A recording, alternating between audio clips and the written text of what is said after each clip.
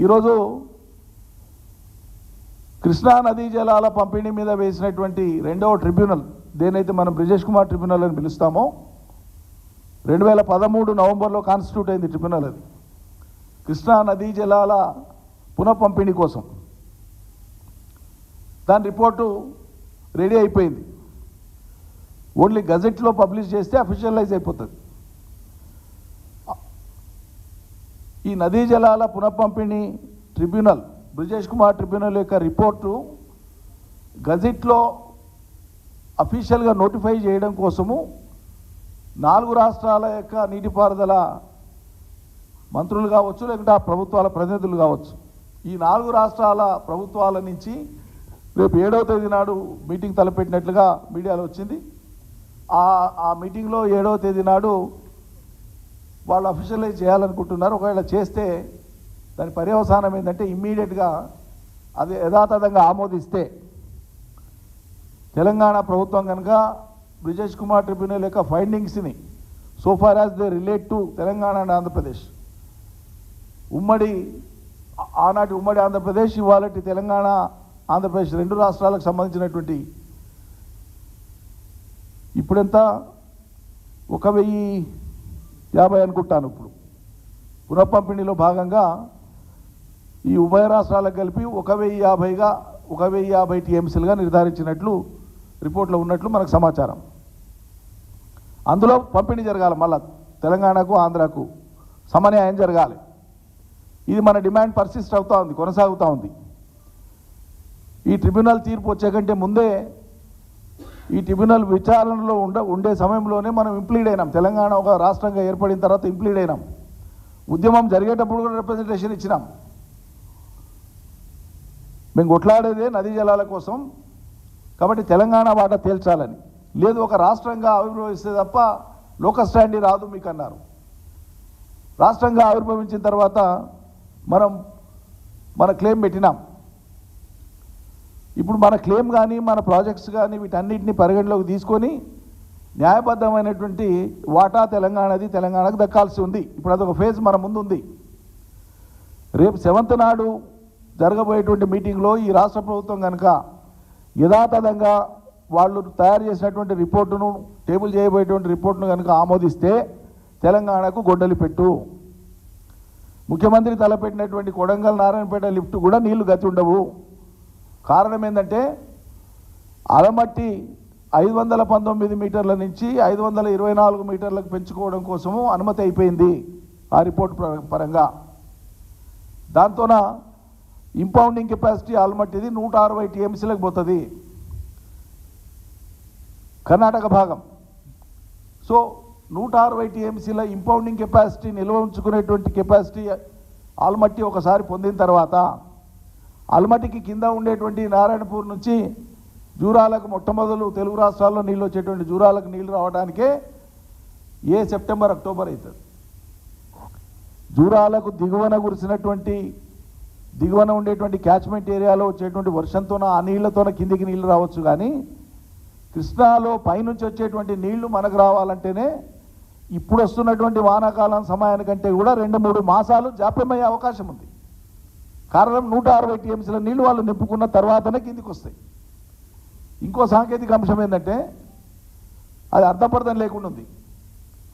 160 టీఎంసీలలో 10 టీఎంసీల నీళ్లు రెగ్యులేటరీ స్ట్రక్చర్ను ఆల్మట్టి మీద మీరు పెట్టుకోవచ్చు కింది రాష్ట్రం వాళ్ళని చెప్పి ఒక అబ్జర్వేషన్ ఇచ్చిన. ఇక్కడ విచిత్రం ఏంటంటే ఆల్మట్టి మెయిన్ డిజైన్ జరిగేటప్పుడు ఎక్కడ కూడా రెగ్యులేటరీ సిస్టమ్ పెట్టుకోవడానికి అనువుగా, స్ట్రక్చర్లో ఆ రకంగా మాడిఫికేషన్ చేసుకోవడానికి, రీస్ట్రక్చర్ చేసుకోవడానికి అనువుగా ఎక్కడ కూడా టెక్నికల్గా సపోర్ట్ చేయదు. అది డ్యామ్ ఆల్రెడీ కంప్లీటెడ్. దాని మీద 10 టీఎంసీల నీటిని మనం ఎప్పుడు కావాలంటే అప్పుడు వదులుకోవడానికి, వెసులుబాటు పెట్టుకోవడానికి ఆస్కారమే లేదు ఆల్మట్టిలో. కాబట్టి ఆల్మట్టి వాళ్ళు ఏమంటారు, రేపు కర్ణాటక ఈ స్ట్రక్చర్ మీద పెట్టుకోనికి అవకాశం లేదు కాబట్టి కింద నారాయణపూర్ ఉంది, మా నీళ్ళు వదిలితే నారాయణపూర్కే కదా, ఆ నారాయణపూర్ నుంచి మేము ఇక్కడ 10 టీఎంసీ వదులుతాం, నారాయణపూర్లో వచ్చి పడితే ఆ నారాయణపూర్ నుంచి మీకు కిందికి వచ్చేస్తాయి అంటారు. అంటే ఆల్మట్టి నుంచి జూరాల దాకా వచ్చే వరకు ఇదే 10 టీఎంసీ నీళ్లు వాళ్ళు మెజర్ చేసి వదిలినటువంటి 10 టీఎంసీ నెట్ రిజల్ట్ మనకు వచ్చే వరకు అది 5-6 టీఎంసీలు కూడా ఉండదు, 3-4 టీఎంసీలు ఎవాపరేషన్ అయిపోతుంది, లేకుంటే సింక్ అయిపోతుంది. తద్వారా జూరాలకు వచ్చే నీళ్ళే ఆలస్యం అవుతాయి. జూరాల మీద ఆధారపడినటువంటి నెట్టెంపాడు కానీ, భీమా ఫేజ్ 1 ఫేజ్ 2 కానీ, కోయిల్ సాగర్ కానీ ఇవి కూడా డ్రై అయిపోతాయి. ఈ వీటికే గతి లేవంటే కొడంగల్ నారాయణపేటకు పెట్టిండు మహానుభావుడు. ఎవడు చెప్పాలి?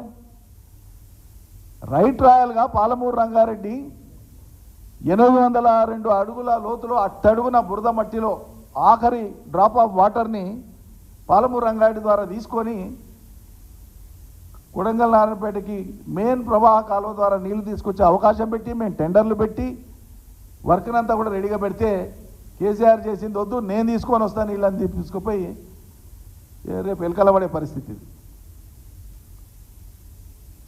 ఈ ప్రభుత్వం ఏం చర్యలు తీసుకుంటుంది ఇప్పుడు చూడాలి మనం.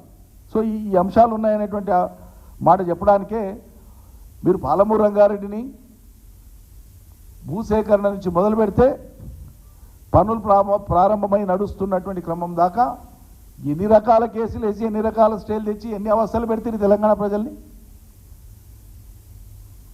గత పాలన పాపాలు కడుక్కోవడం కోసం కనీసం మీరు సహకరించి ఉండాల్సింది. అటువంటిది కక్షగట్టి మరి పాలమూరు రంగారెడ్డి మీద కేసులు వేయించి జాప్యం చేసిరి. అయినా సరే సొంత నిధులతోన 32,000 కోట్ల రూపాయలు ఇదివరకే ఖర్చు అయిపోయింది పాలమూరు రంగారెడ్డి మీద. కేసీఆర్ సర్కార్ చేసింది 700-1000 కోట్లతోన ఫలితం వచ్చేటువంటి టైంలో ప్రభుత్వం మారింది. గాయంత పని చేయమంటే చేయకుండా ఏడాదిన్నర నుంచి ఇప్పటిదాకా చేయకుండా మళ్ళీ ఇంకా 2 ఏళ్ల కాలం పడుతుంది అనేటువంటి విధంగా మీది అవగాహన రాహిత్యమా, చిత్తశుద్ధి లేదా, ఎట్లా అనుకోవాలి మిమ్మల్ని అర్థమవుతలేదు. ముఖ్యమంత్రికి పట్టదు.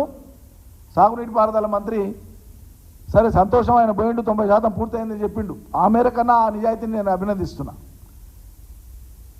ఈ డిండికి ఉండేటువంటి దాని టెండర్లను తక్షణం మీరు ఆపండి. ఇది మేము చెప్పినటువంటి ఈ ప్రతిపాదన మేము చెప్పేదే కాదు, మీరు ఎవరు సాంకేతికంగా ఎవరినన్నా అడగండి, ఇంజనీర్లు జస్టిఫై చేస్తారు. మీరు దయచేసి పోతేటిపల్లి నుంచి సిరిసవాడ వాగులో అంటే డిండి వాగులో పడేస్తే డిండికి పుష్కలంగా నీళ్ళు వస్తాయి, తక్కువ సమయంలో వస్తాయి, తక్కువ ఖర్చుతో వస్తాయి, వేగంగా ఫలితం ఇవ్వచ్చు ప్రజలకు అని చెప్పి మేము డిమాండ్ చేస్తూ ఉన్నాం. ఆయన నేను పోయి వచ్చిండు, సంతోషం. నాకు పక్కన ఉన్న వాళ్ళు చెప్పినటువంటి మాట ఏంటంటే మంత్రి గారు నిజంగా సంతోషంగా ఫీల్ అయ్యారు, పనులు చాలా బాగున్నాయని చెప్పి సంతోషం. I appreciate there spirit. నిజంగా ఆ రకమైన స్పిరిట్ కనబరిస్తే తప్పకుండా అభినందిస్తాం.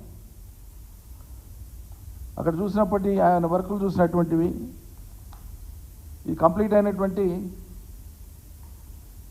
అండర్గ్రౌండ్ మోటార్ల ఎరెక్షన్ అన్నీ కంప్లీట్ అయిపోయింది. ఏదిలాలో ఎవ్రీథింగ్ కంప్లీట్. ఆయన చూసిన ఫోటోలే నేను పెడుతున్నా, ఆయన ఉన్న ఫోటోలే పెడుతున్నా.